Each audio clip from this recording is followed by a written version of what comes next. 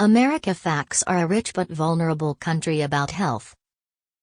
The United States is a rich country and has the largest health budget in the world.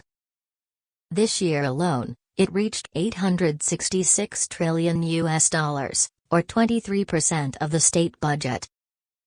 The number, according to data from the Ministry of Home Affairs, is the second largest allocation of funds after the defense sector in the audited country. In fact, the latest research from the American Free Clinic Association reports, more than 50 million citizens do not have access to proper health care. The biggest problem is even the middle class. This group is not poor enough to be entitled to free government health care known as Medicaid. They also cannot afford their own health insurance, as reported by television station MSNBC on Tuesday last week. It was amid the frenzy that President Barack Hussein Obama announced a health insurance bill. "I don't understand why the richest country in the world is unable to provide basic health care for every citizen," Obama said during the campaign 3 years ago. The rule of law regarding insurance for all Americans is then referred to as Obamacare. This law provides a legal basis for the American government to provide health insurance for 32 million underprivileged citizens.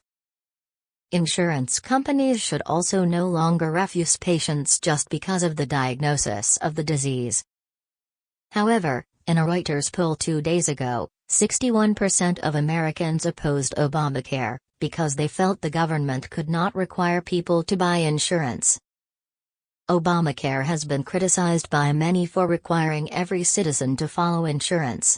In early 2014, if they don't buy insurance, then the American people will be fined. Some also predict the policy will still leave many people without insurance. There are about 11 million illegal immigrants who don't go into the Obamacare scheme, as well as the 36% of the population who choose to pay a fine alone, rather than having to buy that government insurance. After the Supreme Court passed this law yesterday, Obama judged it a historic event that need not be linked to the issue of the presidential election.